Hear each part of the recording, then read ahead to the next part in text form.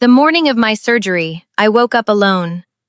The sheets on his side were cold, the pillow undisturbed, and on the nightstand sat a single text message time-stamped 11:43 p.m. the night before. Something came up. You'll be fine. I read it 3 times in the pale gray light of that January morning, and each time I read it, something inside me went very, very still. My name is Raven. I'm 37 years old, and what I'm about to tell you is the story of the week I discovered that the man I had loved for 9 years was not who I thought he was, and what I did when that discovery landed in my hands like a loaded weapon. 6 days ago, I was wheeled into an operating room at Northwestern Memorial Hospital in Chicago, while my husband of 7 years, Daniel Whitmore, was boarding a flight to Miami. Not for work, not for an emergency. He flew to Miami to pick up his college ex-girlfriend, Tessa, who had apparently called him 2 nights before my scheduled laparoscopic surgery and told him she was going through a crisis. I found this out not from Daniel.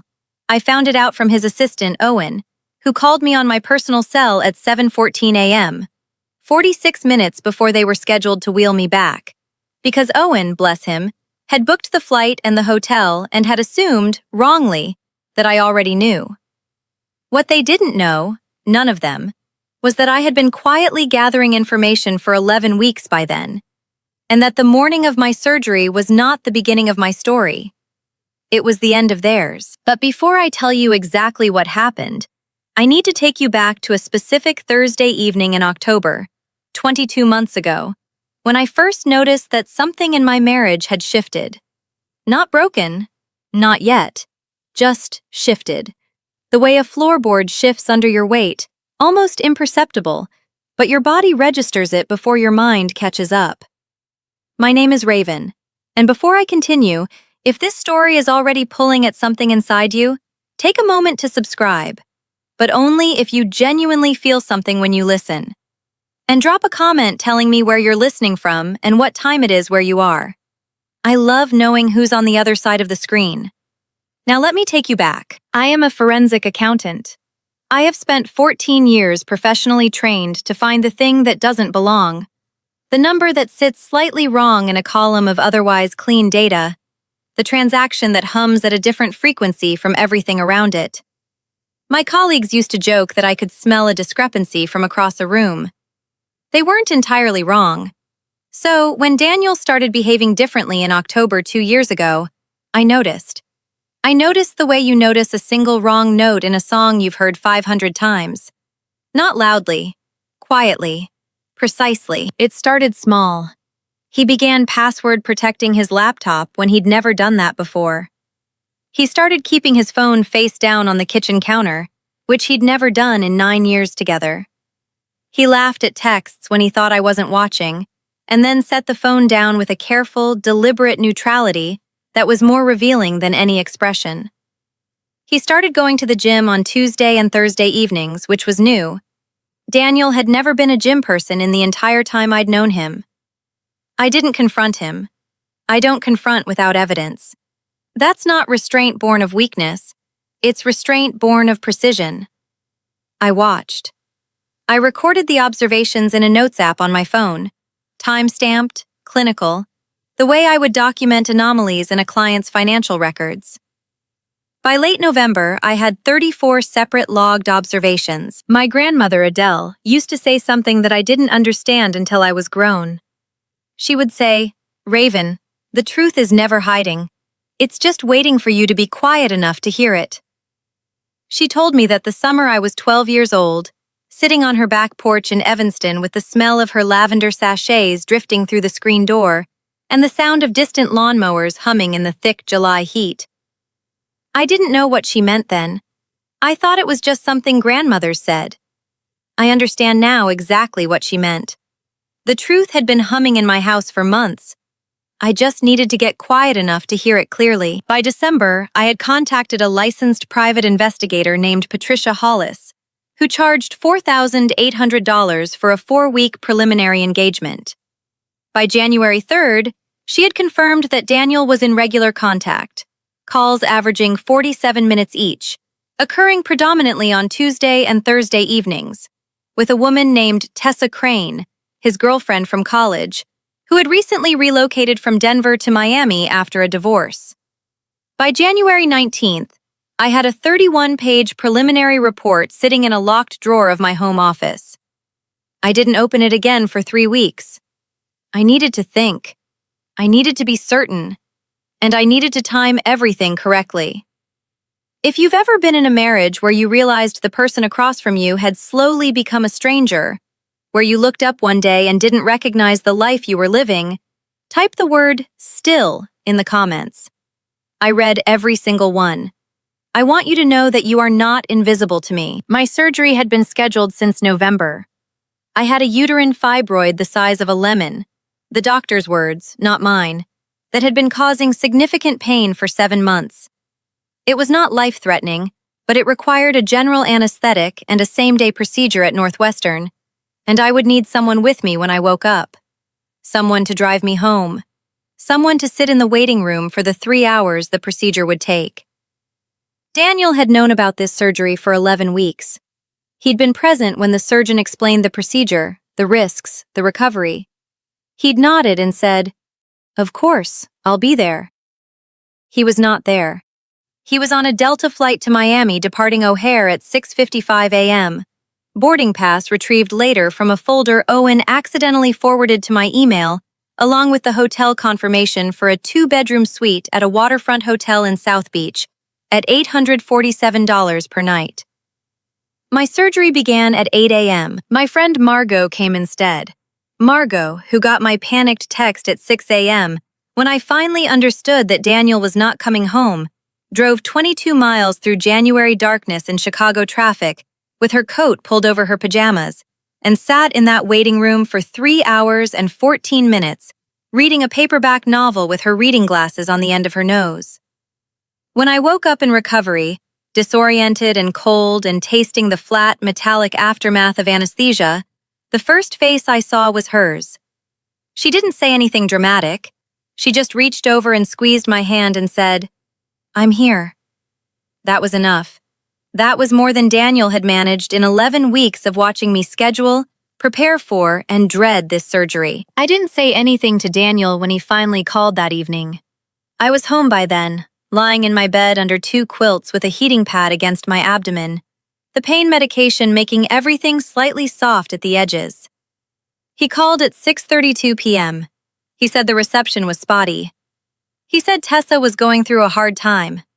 He said he'd be back in 2 days and that I understood, didn't I? That I was resilient and I would be fine, and he'd make it up to me. I said, "Okay," in a voice that gave him nothing. He heard what he wanted to hear. He always did. I need to pause here for a second. If you can feel what I was feeling in that moment, that cold, settled calm that arrives when you stop being shocked and start being certain, type "I understand" in the comments below. Because that evening, lying in that bed, I made a decision. I wasn't angry anymore. Anger had left the room. What replaced it was something far more precise. The following morning, still sore, I opened my laptop and sent 3 emails. The first was to Patricia Hollis, authorizing the release of the completed investigation file, which she delivered as a 47-page encrypted PDF by 11:30 a.m.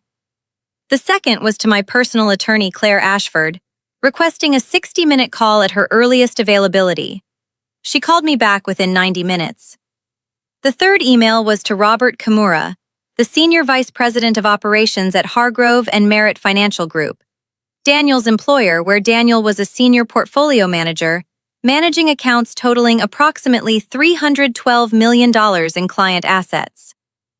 Robert Kimura was also, as it happened, the man who had called me personally at our home 3 years earlier, when Daniel was being considered for a major promotion, to ask me, his words, whether Daniel was the kind of man who could be trusted with our most sensitive client relationships. I had told Robert yes. I had told Robert that Daniel was meticulous, ethical, and deeply responsible. I thought about that call a great deal during those 90 minutes with Claire. Here is what the 47-page investigation file contained, among other things. A documented pattern of 23 wire transfers from a joint account Daniel and I maintained. Transfers he had made without my knowledge or signature over a 14-month period, totaling $61,400. Some of these transfers had gone to a Venmo account registered to 1T Crane. Others had gone to a credit card account I had no knowledge of. Several had been used to book travel, hotels, and restaurant reservations in cities Daniel had told me he'd visited for work. I am a forensic accountant. I had missed this because I had trusted him and had not been watching our joint account with professional eyes. The moment I looked at it that way, it took me 40 minutes to reconstruct the entire trail. I called Robert Kimura's office at 2:17 p.m. on a Wednesday. I was still in my recovery week. I was wearing a robe and thick wool socks and sitting at my kitchen table with a cup of tea I'd let go cold. His assistant put me through immediately because I had identified myself as Raven Whitmore, Daniel's wife, and said I had information Robert would want to have. Robert picked up on the second ring. I did not lead with emotion. I did not cry. I did not say, "My husband broke my heart." What I said was, "Robert, I'm reaching out because I believe Daniel has been misusing company resources and falsifying travel expense reports, and I have documentation I think your compliance team should review.